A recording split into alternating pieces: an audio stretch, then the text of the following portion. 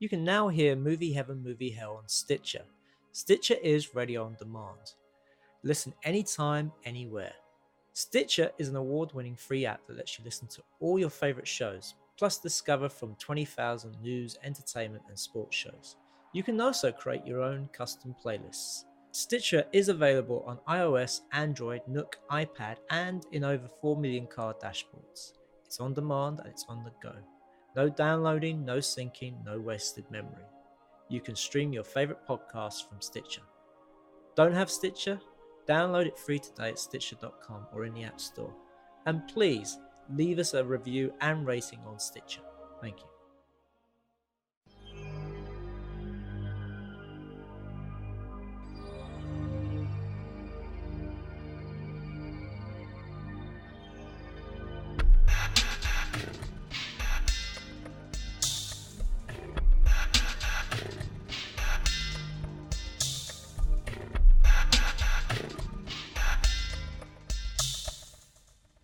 Welcome to Movie Heaven, Movie Hell with me, Simon Aitken, and I'm Keith Eyles, and we're both independent filmmakers that like to talk about and critique other directors' work. But today, for this podcast extra, we have a very special guest.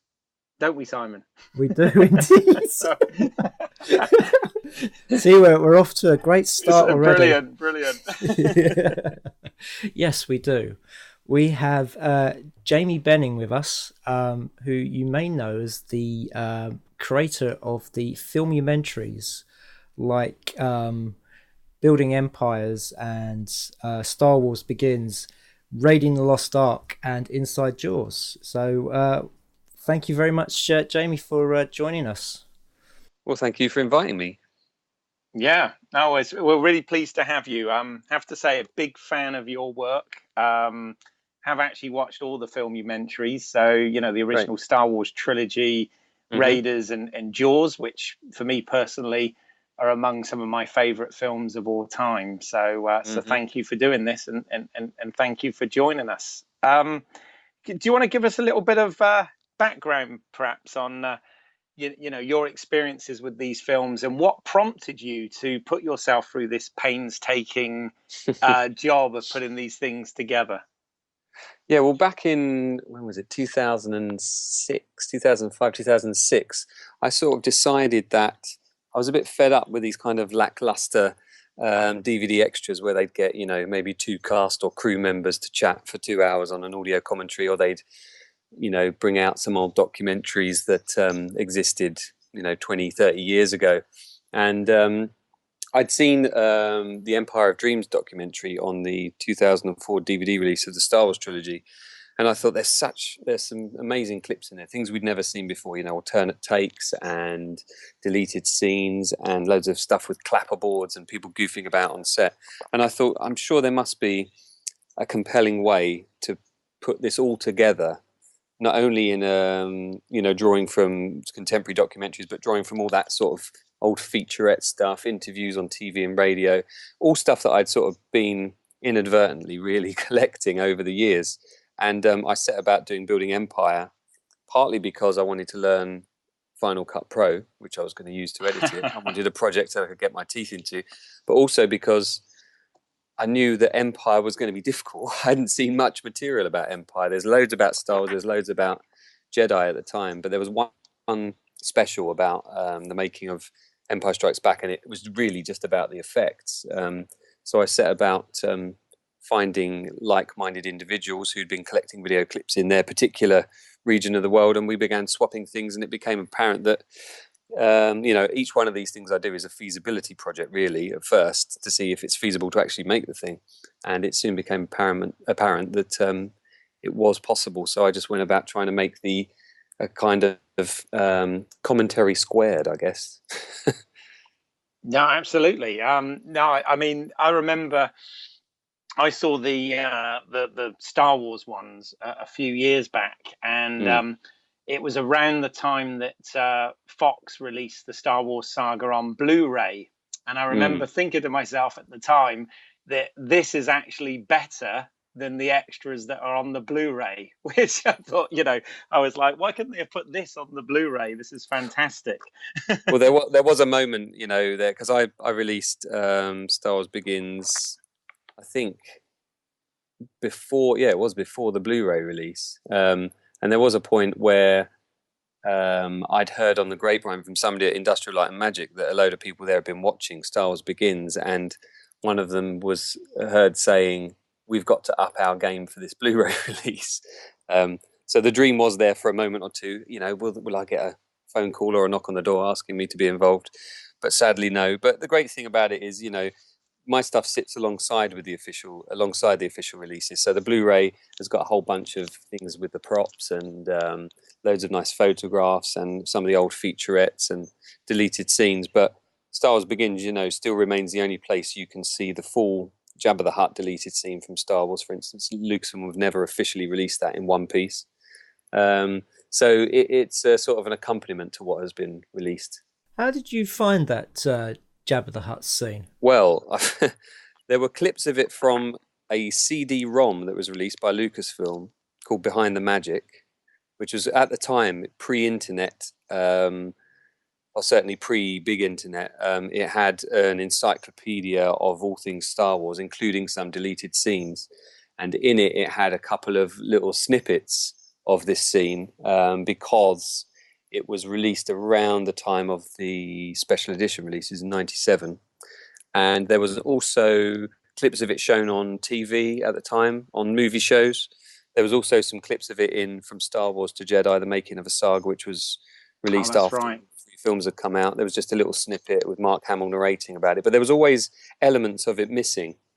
Nobody had shown it in its entirety. And then one day when I was putting Star Wars Begins together, and it took me nearly 4 years to do so, I got contacted from a guy who knew another guy who'd inadvertently somehow recorded the last missing piece off of some obscure cable channel as the credits were rolling. So the last 10 or 15 seconds of that scene, there are crediting over the top of it, but to this day we think it's the only time that was broadcast, and maybe accidentally. We don't know how it got in the hands of that particular broadcaster. I don't even think the guy knows what show it was from. It happened to be on a tape that he was recording something else. So we did a bit of an exchange with some clips that I had that he didn't have, and there it was. There was that last piece of the puzzle. So I think the whole scene was made up of maybe around a dozen different sources just for this minute and a half or whatever it is of fairly pointless scene, I have to say, because it's all repeated with the Greedo scene, so which happens beforehand. But certainly an interesting historical artifact, I guess, and still remains the only place you can see it. So that's pretty cool. Yeah, absolutely. I also watched the Blast It Biggs, Where Are You little featurette you had, and again a lot of that footage has been sort of knocking around. Obviously it's on the Blu-rays now, but it was knocking around sort of in black and white, but not the full color stuff like you put in that. This stuff just keeps appearing. I got given that by a guy who runs a Facebook page, and it had been dug up somewhere, and it's got time code on it, so it's from a broadcast tape or something in an archive. He wouldn't say where it was from. Maybe he would have got into trouble or something, but there was just all of this B-roll of that scene being shot where Luke and Biggs are together, and they're talking about him going off to the academy or joining the rebels and jumping ship, and there are snippets of that in the Empire of Dreams, but then there are these whole chunks of it here from this what looks like a VHS tape, and he said go for it, use what you like. And Garrick himself had not seen that stuff Wow. at all, and it was great for him to sort of relive those memories from 40 years ago. Blimey. I was wondering because with Star Wars Begins, you have it's a HD version of the film, isn't it? Well, what I did with Star Wars Begins is I used actually the 2006 DVD release of the original film, which is actually just what Lucasfilm did was ripped it from the Laserdisc, and I just converted it actually. What I would like to do one day, if I ever get the time and motivation to do so, is use an HD version. There's a guy called Harmy who's released these HD versions of the films. Yeah, The despecialized versions, yes. exactly. Yeah. So he's taken things like parts from 35mm prints, parts from stills. He's combined it with the Blu-ray with that 2006 release as well, and he's made these kind of hybrid versions. And ideally, I would like to have those as my filmumentary sources, but you know, I could go on changing these things forever. I kind of should leave them where they are. What I did with Stars Begins, though, is I up-converted it and made the subtitle facts and the graphics in 720p, so that it's just a bit more viewable for you know, people at home to watch on their laptops and TVs. So when you start to make a filmumentary, do you start with the film, or do you just start with what material do you do it like you just get the material and then you sort of decide what's going to be a clip from the film, what's going to be like a storyboard or a behind the scenes clip? Well, what I tend to do is lay the film down initially, and then when I start to gather all the behind the scenes clips, storyboards, the matte paintings, the photographs, the deleted scenes, alternate angles, and initially it's just like a very sort of linear puzzle. I just, you know, oh, this bit's to do with Yoda, this goes there, this bit's to do with Lando, this bit goes there. And then eventually, because there's so much material out there, and a lot of it is in the public domain, you know, it's then picking those interviews and thinking, well, okay, well, he said the same thing in these two interviews, but this one may sound nicer, you know, because what you find is when these people were interviewed, the original cast and crew, they always had the stories they rolled out because the questions are always the same, you know. And you can see that Mark Hamill over time sort of builds a little routine up almost of his stories.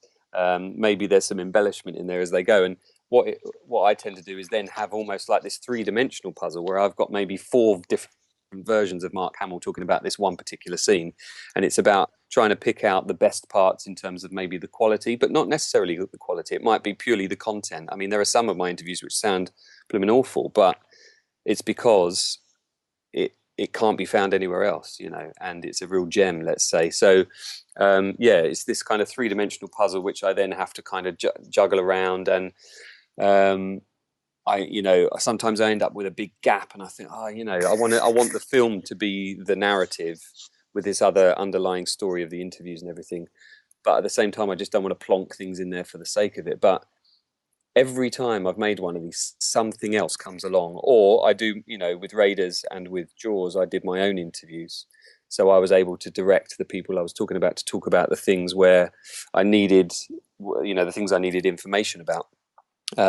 So that's what's been great about going down that extra venture route, is just, you know, interviewing people myself and actually having some genuinely original content, not just content that not many people have heard because I've dug it up from somewhere, but content that people have never heard because these people have never been interviewed before. No, that's awesome. I mean, with Raiding the Lost Ark, I remember you were looking for the actor who played Blaylock. Did you ever get close to interviewing him? No, unfortunately, there are certain people who go on the convention circuits and they're relatively easy to get hold of, and then it's a matter of convincing them that your project is done out of goodwill, and because, you know, I'm not paying these people for their time.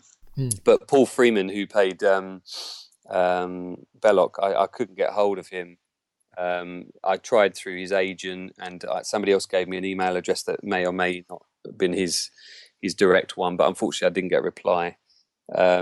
I think, you know, maybe if I'd had some studio backing and I'd asked him, maybe he would have been willing to chat about it. But what I like to do as well is talk to people that, you know, haven't been interviewed before, like Wolf Kahler, who played you know, one of the main Nazis with his face melting at the end there of the movie.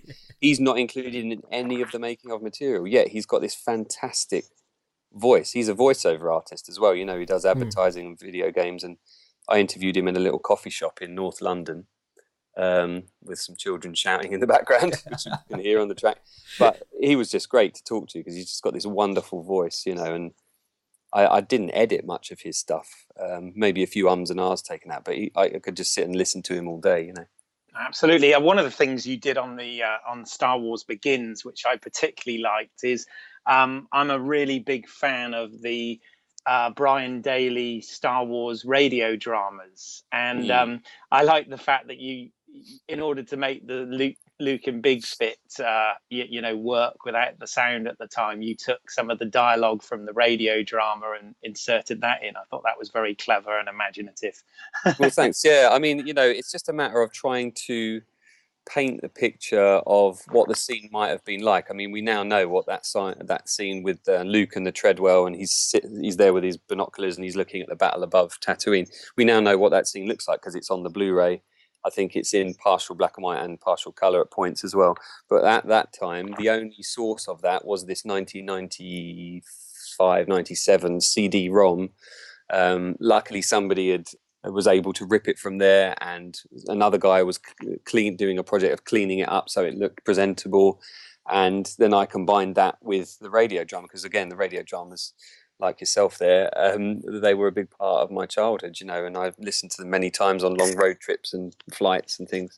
Yeah. And it's fairly familiar with them. And of course, it's Mark Hamill's voice, and it's all of Ben Burt's sound effects, and it's all of John Williams' music. So it fits the part, you know. I mean, if I was to go and do Star Wars Begins now, it wouldn't be as fun, I don't think, because there's so much of it sitting out there now, along with the J.W. Rinsler book, the e-books that he released with all the extra scenes that he dug up, which is fantastic. But it was more of an adventure when I did it back in, 2007 to 2011. I'm just wondering, what has like the film company's reaction been to these filmumentaries? Have you had any sort of like any negativity at all?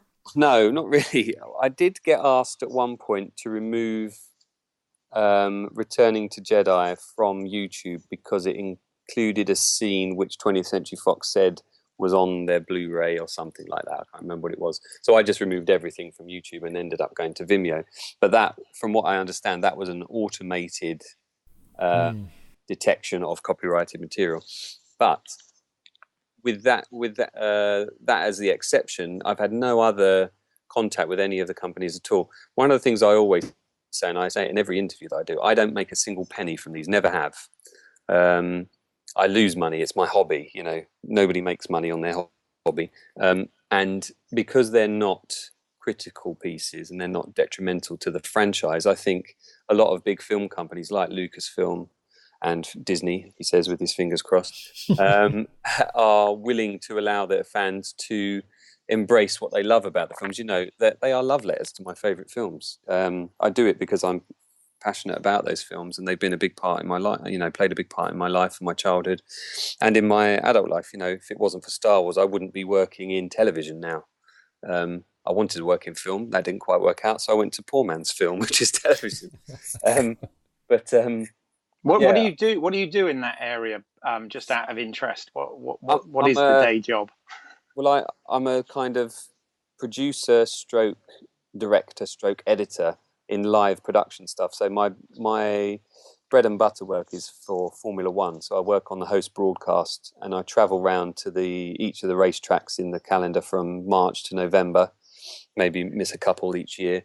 But I go there and I run the department that does the replays and the highlights and the sort of archive management. And I do a bit of directing on some of the Red Button channels. And I've been involved in that for the last 15 years now. So that's what, you know, keeps me busy. But then in between those times, because I'm freelancer, I work on football for Sky or BT, or do cricket or rugby, or work on a light entertainment show or something like that. But it's all kind of live, seat of your pants editing. That stuff, you know, you think, wow, we just watched that, and now they're doing a music montage of it.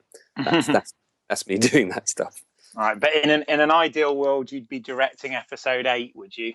Well, I don't know about directing, but certainly involved in it in some way. I've tried, you know, I've written letters to Lucasfilm and to Kathleen Kennedy and to Bad Robot, J.J. Abrams, and I know a guy who's best mates with Gareth Edwards, who's doing Rogue One. So I've tried to get in there, but honestly, it's a big closed shop. Yeah, tell me about it. I know. Yeah. So cool. I noticed as well. I mean, one of the things that sort of struck me. I know you've been doing these filmumentaries a while now, but it's kind of interesting that in recent years, there's been a lot of these sort of Blu-ray enhanced commentaries. I think they call it maximum movie mode for some titles like Sherlock Holmes, Watchmen, Terminator Salvation, and whatever. Which is I guess kind of annoying, because it's like your idea and they're doing it now. Yeah, well, I've actually not seen any of those, but I have heard several people have said this to me before, and I know that when the Blu-ray of Star Wars was released, they did a commentary track that was made up of archive interviews. And in 2 or 3 places on Star Wars, Empire and Jedi, they've put the exact same piece of interview in the exact same place that I did. How bizarre. So it's a kind of a fingers up, but also thumbs up at the same time, I think. I have to say, I'm really surprised nobody snapped you up to do like DVD and Blu-ray extras. Well, I've got very near. I got very close to doing it with Warner Brothers. A couple of years it took for them to eventually say no, but we got very, very close to doing something with Superman and Gremlins and Hospital Chinatown, and that got very close. I was invited to the set of the Hercules movie that Brett Ratner was directing at the time. He'd seen Inside Jaws, I thought it was amazing, and said, "We're going to make books, we're going to make documentaries. I've got spots on Netflix, and I need content, and your stuff is great. And here's the contacts to get through to Warner Brothers, because I've got a relationship with Warner Brothers." And they said, "Yeah, we love the idea. Let's do 3 of them." We put a budget in. We put a proposal in. Everyone said, "Yeah, that's great." And then there was a big reshuffle at Warner's. Oh shit! Yeah. It all just disappeared. But I am currently talking to another big studio about another big franchise, and we've actually had the head of the studio say yes in the last couple of days. Oh, excellent. But it's subject to the legal department being happy that the costs will not spiral out of control. So we've now got to convince them, because this is the problem. With the film documentaries I've done up until now, of course, I'm drawing from so many different disparate sources, all completely different copyright owners, because I haven't got the access to a film company's archive. Now, if the film company opens their archive to me, the licensing will purely be an internal thing. It's all really boring admin legal stuff. But if they license to me all of their behind-the-scenes material that they shot that's been released and unreleased over the years, I can make something in the form of a filmdocumentary that won't have been produced before. And I'm absolutely bang up for doing that. And we're absolutely on the brink at the moment. And it's so frustrating. There's just, when you think there's only going to be one more meeting, they need another 3 or 4 meetings, and there's actually a meeting going on right now, and I should be hearing in the next couple of hours how it went. Oh wow. Okay, well, fingers crossed, because I really like your attention to detail on these. Like, for example, I love the fact that you put in the widescreen bars the credit of who is speaking and what year it was recorded and things of that nature, all of that sort of extra information and pop up bits and pieces is really interesting. Well, I mean, for people who are real geeks of those films, it's really interesting. I'm doing it for people like me. When I first did Building Empire, I didn't know if there was anybody that wanted to know this stuff, and it turns out a lot of people do. So, and with regards to putting the years there, I think it sort of contextualizes, this is Mark Hamill in 1976 talking enthusiastically about a film that hasn't been released yet. Oh, and this is Mark Hamill talking in 2010 when he's a bit jaded by it all and he's had enough of it all, so it puts it into a bit of context. And of course, he's come full circle and he's back in filming as we speak. Well, yeah, it was like in Raiding the Lost Ark, where you'd have interviews with Harrison Ford and you could hear his voice changing between kind of each sentence he was saying. Yes. where you got him from at the time of filming to I think was it the when he appeared on stage with Spielberg at a screening. Yeah. And so his voice was really, really rough and sort of croaky at that point. Yeah, I think I remember that was taken from a screening they did in LA, but then there was a piece that wasn't recorded very well, but he told the same story somewhere else, and I was able to find it, and it was 2 very different sort of quality recordings, but relatively close together in terms of time. I think only a year or 2 apart. But yeah, I'm always trying to construct something. I'm not trying to falsify anything, you know, and construct a sentence from individual words or whatever. But I think it can be interesting to hear just how differently people talk about the same thing. And that's what's great about talking to all these different people about this same experience. Everyone's experience is different about this same event, you know. Well, this is one of the things I love about your filmumentaries is the fact that it does jump around in time, that you do get these you get the same actor or director talking about their work in different points of time. So it's not like an EPK where everybody's up about it and, you know, trying to sell it. You Exactly. know, you have also material from like directors' commentaries that they've done years later and interviews. So it's always fascinating, very fascinating with, you know, the different aspects, the different views, you know, from different time periods.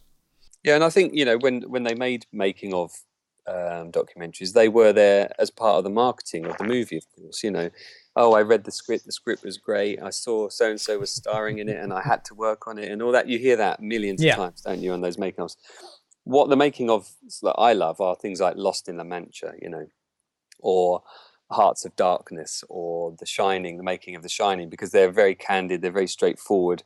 I mean, this making of The Shining, there's something like 400 hours of footage just sitting there in the archive in South London, and there was a longer version of it, but I think Warner Brothers cut it down because they just wanted it to sort of promote the movie. But still, it stands up as one of the best behind the scenes documentaries, I think, because you're right there on set, you know, and you're seeing how it's all playing out, all the relationships. Did you see when they showed it again on Arena, and Yentov actually introduced it, and he was saying the fact that that Vivian Kubrick would give him a cut of it, and then Kubrick would come along and give him his own cut of the same making Right, of, is that right?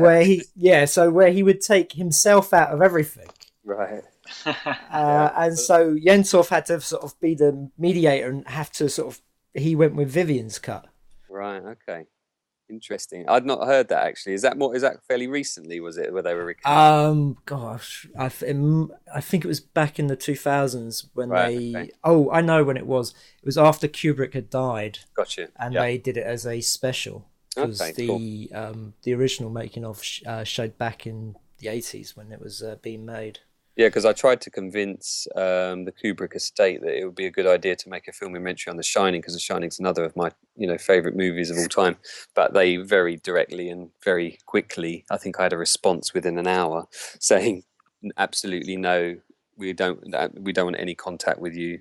Please don't contact us again. I think they got a bit burnt by Room 237 and them using clips without getting the rights cleared because it was fair use, because it was educational and all that kind of stuff. So I think there's tons of stuff sat in that archive that would be, I mean, absolute gold to make a filmmumentary in one of Kubrick's films. But unfortunately, it's just being left there for people to see as individual items, not as something that's put together and produced. Sadly, so that's a real shame. That's a real shame. I was gutted by it, actually, because I thought it, you know, it's all there. It's using all of that stuff as an amazing resource. But, you know, Kubrick, I think, likes his films to stand alone as they are, as they were made, which you can understand from an artist's point of view. You know, like Spielberg doesn't like doing his commentaries, He never has done one. Well, he's done two now, Inside Jaws and Raiding the Lost Ark. But, you know, I've got to respect that decision. And sadly, they thought I was trying to make an unofficial Shining filmmumentary, and I got refused entry to the archive and stuff, and it's all a bit sad, really. No. Yeah, that is a shame. As a big fan, it would be an absolute goldmine, you know. Yeah, no, absolutely. I mean, I watched your Kevin Pike interviews on Back to the Future that you had, which are really interesting. I mean, that's obviously another. We've already done a podcast on it called the 88 mile per hour edition, which you know, we're big fans of that. I mean, presumably you'd like to do something for that trilogy, would you, as well, at some point? Definitely. I mean, that first film, you know, I can't think of a film that's more economically made. Like every single scene, every single line pushes it along, and those are things you don't really appreciate as a kid growing up watching these things. You don't see that until you're an adult. But it's still one of those films where there's a world there that you want to exist in. You know, somehow you feel like you're in that world for those 2 hours or whatever it is. And that film means a lot to me as well. And, you know, I was able to speak to Kevin about his work on on Jaws, for Inside Jaws, and then got back in contact with him, kindly gave up some of his time to talk about his work on Back to the Future and just the amount of work that went into that opening scene, you know. And that's what I love about these original films, that kind of problem-solving, real, tangible stuff, you know. I'm not complete anti about computer graphics, about CGI, but I do like the original visual effects and special effects and physical effects of those movies, and not just the effects, but the films themselves and how they were made and the stories behind them. And Back to the Future would be an absolute gem. I did try and contact Universal, and they just didn't seem to understand what I was asking, because you speak to somebody in the legal department, you don't speak to a creative person. So it's very difficult to elevate it beyond that person to reach the people that really get to make the creative decisions. You know, it's just a business. Maybe if this thing comes off with this studio that I'm currently talking to, then people will be a bit more receptive to these ideas. So fingers crossed, really. Yeah, well, we certainly hope it does. Thanks. I mean, you say, do you do absolutely everything on these, or do you have help? Because obviously, you know, just the contact in the studios and finding the right person and getting past the gatekeepers and, you know, all of that stuff alone is, you know, can be a full-time job in itself. Yeah. Do you have anyone helping you with that, or do you tend to do everything from the editing through to the negotiations?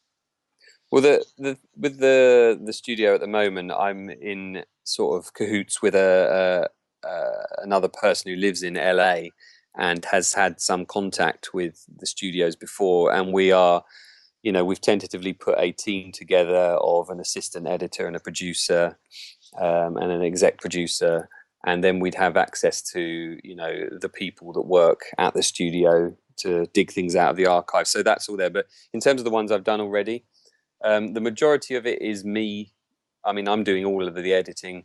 I've got a friend who does my posters and some illustrations, like the Jabba the Hutt short that I did. My friend Pete, who runs a company called Electrographica, he did the illustration of Jabba the Hutt and how he was manipulated inside and everything as a puppet. I've got a couple of friends who've done some kind of animations for me. You would have seen the Raiding the Lost Ark, the comic strip that was animated to kind of, you know, illustrate a little bit further what the deleted scenes might have looked like, which now since again have been released on Blu-ray. But at the time, that seemed the best way to do it. So, you know, I've got collaborators, definitely, but the sort of driving force behind it is myself. I'm kind of the overseer, the director of it. But if we get down the line with this studio, we'll definitely be building more of a team, because also they'll want it done a lot quicker than I would be able to do it on my own. Did you ever wanted to do the rest of the Indiana Jones trilogy? Yeah, I'd love to. The thing is, these feature-length ones take a lot of time and effort, and I've got 3 kids. I've got one who's 10, one who's 7, and one who's a year and a half. So the one who's a year and a half is obviously the most demanding at the moment, on both me and my wife, also on my wife, of course. But it's finding the time. So these short ones that I've been doing lately I'm able to fit them in and around my work and my personal life. So yeah, I would love to go and do Temple of Doom and Last Crusade. I think there's lots of material out there that's compelling and it's interesting. I wouldn't do it just to finish it off, kind of thing, because I think the Raiders one kind of stands alone as well as the film does. But yeah, God, the list is as long as my arm, you know. There's loads, are there? Terminator 2, Gremlins, Superman, you know, Goonies. Yeah. Brilliant. Oh, you've answered one of my questions. I was going to ask you what other films. I'm curious, would you do this for any TV shows? Well, do you know what? I did think about this a little while ago. I ended up having a little experiment. I was asked by a guy who was an agent if he could be my agent, and I said, sure, let's do it. He was going to take 10% or whatever it was, and try and get me some sort of filmumentary related work. And we ended up having some sort of tentative chats with the BBC, looking at some of their archive shows. And I mean, yeah, definitely the format. It's not restricted just to films. If the people are still there and they're willing to talk, or there's material available, then definitely something can be made. And it's just, for me, I wouldn't just do it on any old thing. It'd have to be something that I'd be interested in, something that I could be convinced that there was a story there to tell. Well, I'd always love to see a Blake Seven filmumentary. Yeah, we've done a podcast. Yeah. I watched my wife watched them all a few years ago with a mutual friend of ours who got them on DVD, and he was sort of crashing at her place for a while, and they ended up watching all of the Blake episodes. So I caught a few of them when I was sort of toing and froing, but it's not a series that I was born in '76, so it didn't sort of appear on my radar until later, revisiting it. But great little series, of course, hugely inspired by Star Wars. When they saw that, I think the effects team kind of crapped themselves a bit. Just a little, yeah. I'd love to do one on the reimagined Battlestar Galactica. Because I thought that was a great show. Well, mini-series followed by series, yeah. It was very good. There's so much, this is the thing for me, particularly with the films like Star Wars and Indiana Jones and those things. I've seen them so many times. Really, building Empire was me finding another way to enjoy those films, or that film, and then those films, Jedi and Star Wars as well. So anything that I think has been kind of wrung dry by just viewing it over and over again, I want to be able to show both myself and fans of it that there's a new way to appreciate it because of all those stories behind the camera. Yeah, you can give Laurent Bozereau a run for his money. That's the guy who usually does the behind the scenes stuff, isn't it? For most of these, guy, isn't he? Actually, somebody gave me his email address about a year or two ago, and I wrote him this really nice email about how he'd been a huge inspiration, and I loved his stuff, and I know that he's fairly close with Roman Polanski and did a big documentary with him, and I think he might have been involved in a Polanski box set that Brett Ratner's involved with that's coming out soon, because we talked about maybe doing a Chinatown thing at one point, and I ended up doing quite a lot of research on that, and I ended up doing like a 20-minute reel of this is what it could be, and everyone got excited at Warner Brothers, and that all kind of went down the drain, unfortunately. But yeah, God, there's so much out there. Definitely so much out there to cover. Yeah, absolutely. Well, certainly,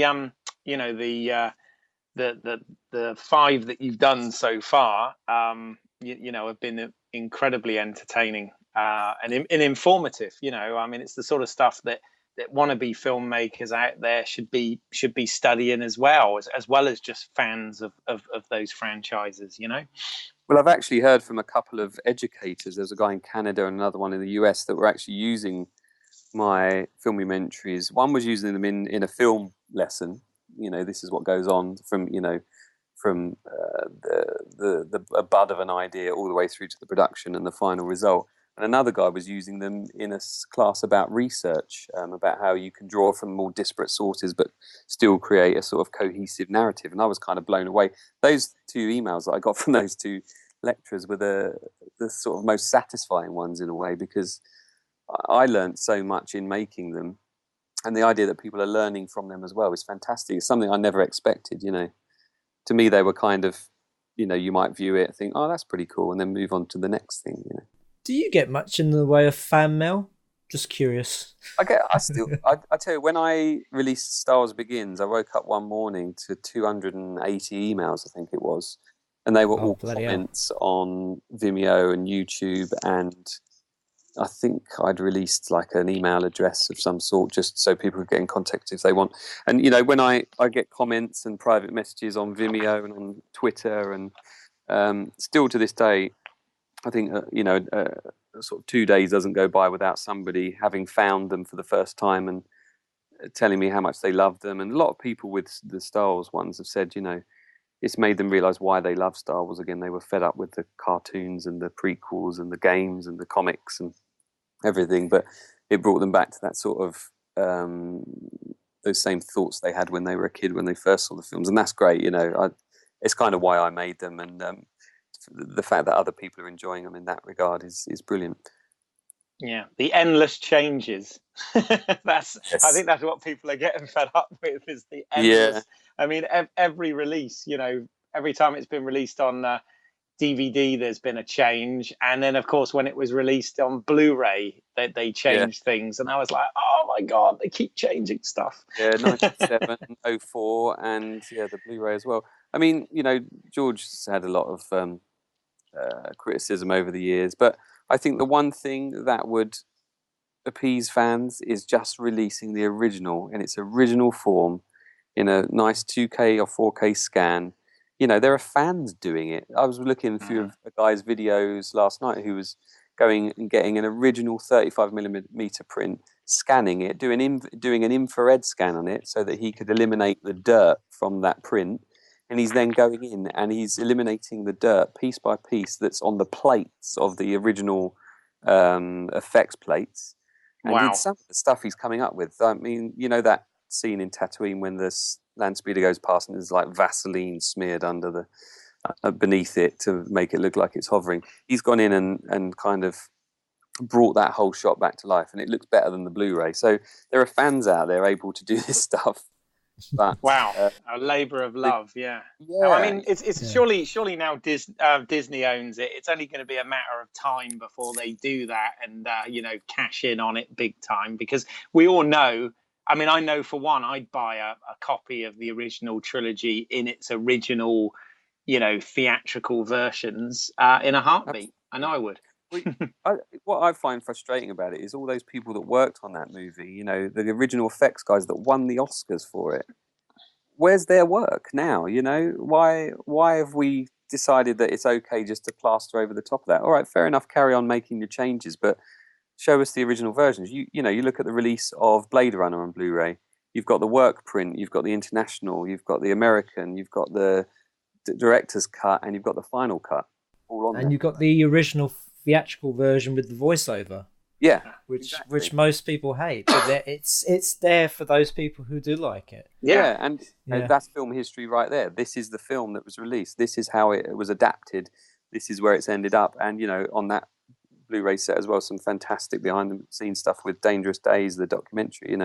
Absolutely brilliant, and all those alternate angles and outtakes that a guy called Charles de Lazarica put together for that set.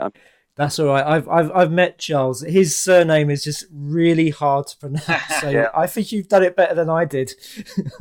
I've known Charles for a number of years online. We've had a few chats, and he thinks I should make a Blade Runner filmumentary. But there's so much material there.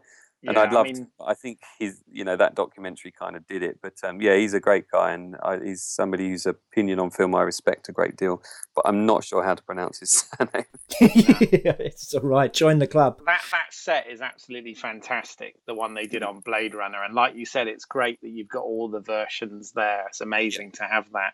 I mean, one of the things on the Blu-ray release of New Hope, one of the changes that just made me absolutely scream when I watched it was the bit where the Millennium Falcon's just been pulled into the Death Star by the tractor beam, and the stormtroopers go on before the scanning crew comes in, right? And just before they leave, before Han and Luke move the deck plates and come up, one of the stormtroopers says, "There's no one here." And I'm like, why did he add that? Like, we didn't know this, It was just there's like, so many changes in the audio mixes. Like, there was a mono audio mix that was different to the stereo, that was different to the surround sound mix, and it was different to the Blu-ray and the it just gets ridiculous, I think again, fans are finding all of these mixes and putting them available on their versions of the film, their restorations, which is great to have the options, but yeah, some of the lines just not needed. I was like, why? It was like, talk about spell it out when it's obvious anyway. I mean, I understood it as a kid, Yeah, So that was never in any doubt.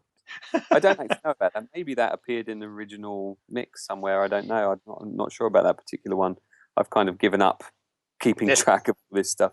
Yeah, there's so many changes. It's just every time there's a new version, there's something different or added, or it's specialized editions. I thought, like my daughters the other day, because they'd seen the new Star Wars movie, they kind of got into Star Wars. They wanted to see the originals because they'd never, despite me being their dad, they'd never really watched them. And she said, "Oh, can we watch Return of the Jedi?" And I put it on and went straight to the despecialized version because I don't want her to see that rubbish Jabba's band and the crappy the original crappy Ewok song and the original crappy Jabba band, you know.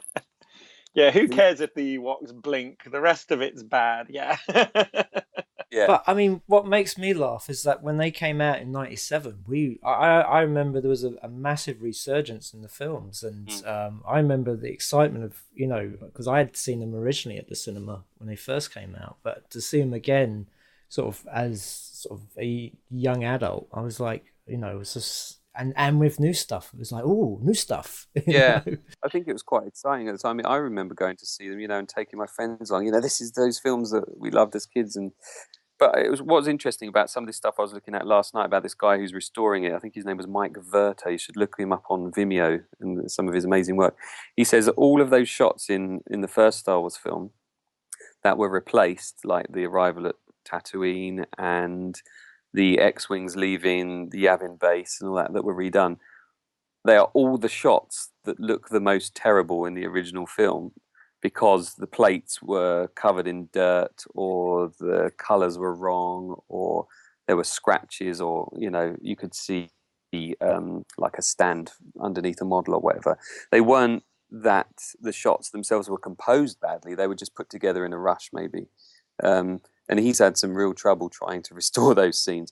I mean, why just plaster them over? Why not go back to those original elements and restore them to what they should have been? I don't know. It's frustrating. I try not to think about this stuff too much because it winds me up. Well, you've spent enough time thinking about it doing the filmumentaries, haven't you? But, yeah, I have to admit, I bought into the whole re-release. I remember I was at film school in '97 when they came out, and it was just fascinating to go see them again and spot the differences. So I'm guilty of that. So yeah. I mean, when we watch them, they go. They have seen those snippets now and again. It's been on TV or whatever, and it's amazing how they stand out. Those scenes that they redid, like that arrival on Tatooine, you kind of go, "Hang on, this doesn't feel right." They just stand like when the jar was swinging off of the big giant. What was he called? A Ronto or something, wasn't it? Oh God, yeah. And that droid punching that other droid to the ground and stuff. Yeah, sadly, it was the shape of things to come, wasn't it? Those kind of comedic moments. Yeah. Right. Hence, enter Jar Jar Binks. One of my friends says it all started when Han said "delusions of grandeur" in Return of the Jedi. He said Han wouldn't say that, and Chewie certainly wouldn't make a Tarzan noise. Yeah, we should have seen the signs a bit earlier. But saying that, having seen the specialized editions, it was wonderful to sort of see them in their original state or close to their original state. It was, for me, like seeing an old friend again. Definitely, as a kid, I think the first VHS I ever held was Star Wars. I just wanted to have it, I remember waiting for it to come out. I used to do audio recordings off of TV airings of the films because that was the only way to get hold of them. And I remember getting hold of a bootleg of Star Wars from a guy that would turn up in a van with a load of VHSs in it, and you give him £1 for a couple of weeks. And that's how I saw those films, kind of grainy and down and dirty. And that's what I love about those films. They went to places and they shot the shots there. There's this sort of tangible, visceral nature to it all. And that's what was sorely missed in those, prequels in the 90s. But that's another story. What did you think of the Red Letter Media videos? I was so disillusioned with Star Wars when they came out that I quite enjoyed some of the things that you pointed out. I think the style in which they were done took a little bit of getting used to. But he did say some fantastic stuff, why was everything so spelt out, like your stormtrooper line you were just talking about? Why was there a big arrow hanging over everybody? Go, look, and he's related to him, and he made him. You believe that he made him? And it was all this stuff. We'd all been tantalized by these lines, like Luke arriving on Dagobah saying, it's like something out of a dream, or I don't know. And you think, oh, maybe he's been there sometime. Maybe when he was a baby, had he been there? And then it's like, no, C-3PO was made by Darth Vader. Oh, okay. All right, this is where we're going. This is what I kind of have become disillusioned about with the franchise as a whole, is that C-3PO's red arm is now being explained in a separate comic series, for instance. Do we need all this stuff spelled out? We didn't know who Boba Fett was for 20 years. Did we need to be told where he came from necessarily? Do we need all these origin stories? Well, I was more interested when I didn't know, to be perfectly honest, with Boba Fett. Exactly. And when they changed the voice, that was another thing that wound me up big time. It undermined it so much. You built that's the great thing about those original films. You build up a story in your head, and it's left to your imagination. Okay, did we know whether Boba Fett had survived Sarlacc and all that? Well, maybe he did, maybe he didn't. Maybe this happened, maybe that happened. And if they say no, actually he did survive because we've made a computer game that shows that he did, and that's canon or whatever. It's like, okay. I don't think we need to fill in these gaps. I think these days children have a deficit of imagination as it is, all staring into their iPods and iPads. So I think we need to sort of leave people to make their own minds up with these things. Yeah, now it's all part of Star Wars Legends, as they've rebranded all that expanded universe speculative stuff, haven't they? So, right, okay. Yeah. I have to ask you, what did you think of, The Force Awakens, as obviously a massive Star Wars fan? Well, I was terribly excited because I think J.J. Abrams was a good choice to do the film. I really loved what he did with the first Star Trek film, and I really liked the first hour and a bit of Super 8. I thought that was, spot on Spielbergian type stuff. So I was looking very much forward to it, and I went to the cinema in Leicester Square, biggest screen, I think, in that area in London. I think 3D. Unfortunately, I'm not a big fan of 3D, but it was only in 3D. So I went along with a few of my mates. We were all in our late 30s to early 40s. When the crawl came up, first line comes up, Luke is missing. I thought, oh yes, I'm in for the ride here, And I had a good time. At the end of it, I went, yeah, I like that. Yeah, I thought that was pretty good. And then we went to the pub afterwards and kind of picked it apart. That they'd used the same sort of narrative structure as the original movie. And another of my friends was saying, "How dare he come in and do that to our characters?" And by the end of the day, I was a bit like, "Oh, maybe it wasn't that good." And then what I did a couple of days later, or maybe it was the following day, I took my two elder daughters to see it, and they absolutely loved it. Watching them love it and watching them enjoy the new characters, particularly Rey, of course, because I don't think they'd seen.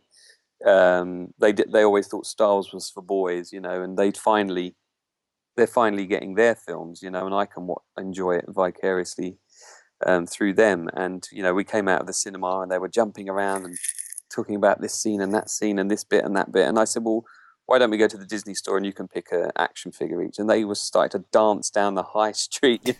They were so happy about it. So that for me was the most enjoyable part of it. And I've kind of bought into the whole thing. I've been reading about some of the theories about who Rey is and all that. And I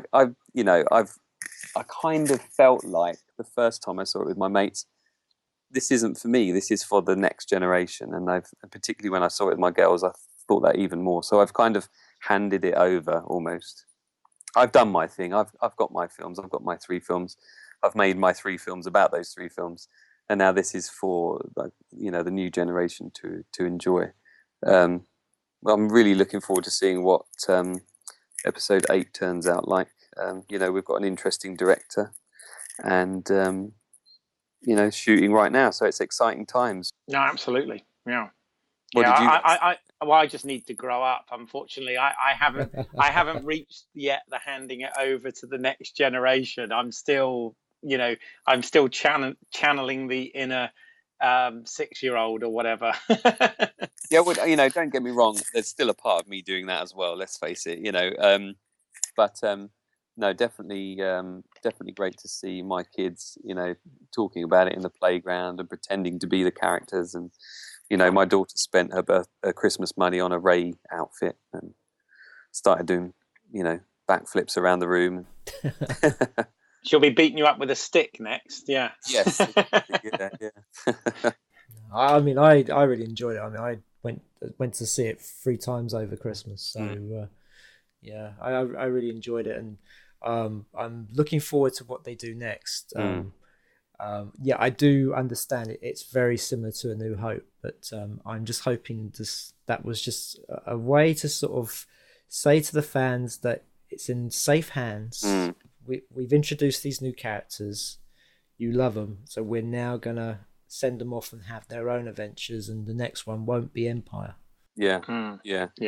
Do you know, it's been really difficult in my house since it was released because we've got the new baby. My wife has been unable to go and see the film.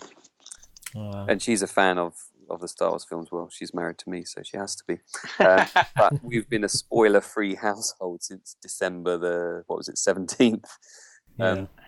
There's been several occasions where she's nearly managed to see it, but then the baby's been poorly or whatever, So it's been difficult because, we've been completely spoiler-free in the house. So, it'll only be a matter of time before it's all blown, though, I'm sure. Yeah, well, the Blu-ray will be out. They're saying April. Yeah. I pre-ordered it, I think, the week after I saw the film. So, the inner 6-year-old is still there. No, absolutely. Cool. Excellent. Well, I think that's a good place to end this interview. So we at the end of our podcast, we always talk about the best place to sort of find our work. So Jamie, where's the best place to go and find your work? You can go to filmumentaries.com. If you can't spell it, you can just type in Jamie Benning and Star Wars, and I'm sure it will come up. I'm also on Vimeo. There's a Filmumentaries channel there, and also at Jamie SWB on Twitter as well. There's Facebook groups. I've got it all covered. Oh, well done you. That's good, yeah. Well, I must admit, if anybody, any of our regular listeners or whatever haven't seen these, I for one highly recommend them if you're sort of true film geeks or fans of these films, or just interested in more about how they're made that isn't generally available, then check these out.